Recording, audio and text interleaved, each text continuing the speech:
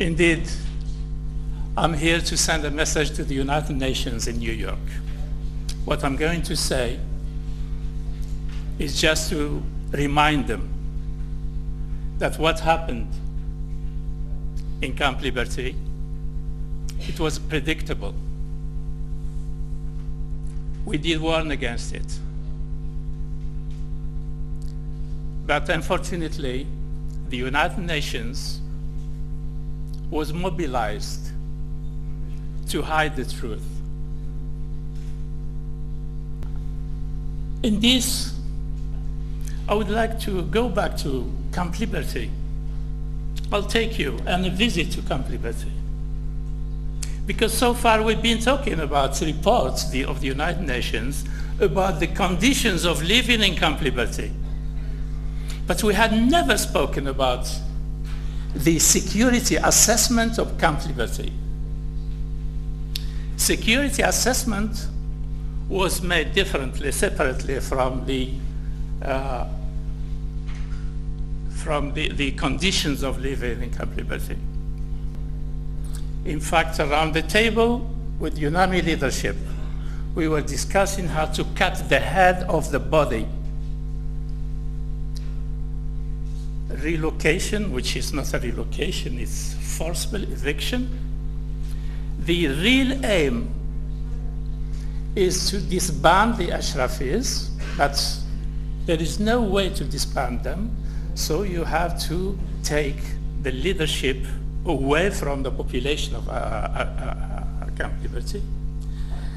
In that sense, and this is the language we used, that the rest of the population will go, each and every one, their way. They will disappear in the nature. But the leadership will be arrested. And from this platform,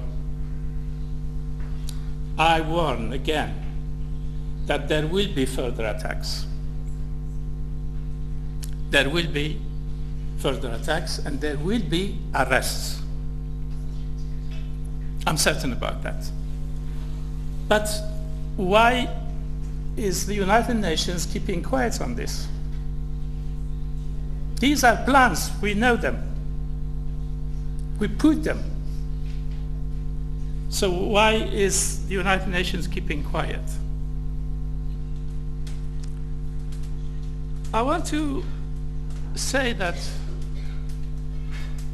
as long as the people in charge of Ashraf are misleading the international community, and the international community is taking seriously what they're saying, there will be again serious crimes taking place in Camp Liberty, and it's time to stop it. How to stop it? To me, it's very obvious. While the present format of UNAMI is in place, there will be massacres and there will be covering up. The human rights reports, and I said it before the Congress, that it's been doctored. We prepare reports with the intention not to upset al-Maliki. These reports, before they are made public, they are revised in Geneva and in New York, and they put their last word.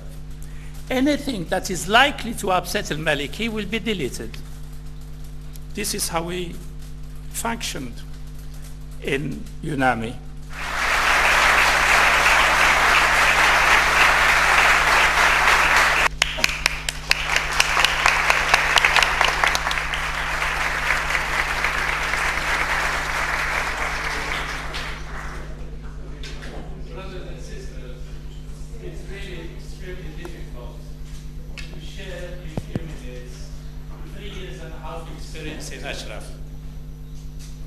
So this is why I faced a number of questions that I think it's necessary to clarify to you today, And by clarifying them to you, I'm sending also a message to the people in New York. Hopefully, they will learn from the experiences we so far had in Ashraf and Camp Liberty. And the whole area is high security zone. Just to explain that there is no way for even the United Nations to take a needle with it into Camp Liberty without being detected. But the whole compound, as you see it, is extremely vulnerable. Now, what is the situation, security situation, if there is no way, there is no exit for these people?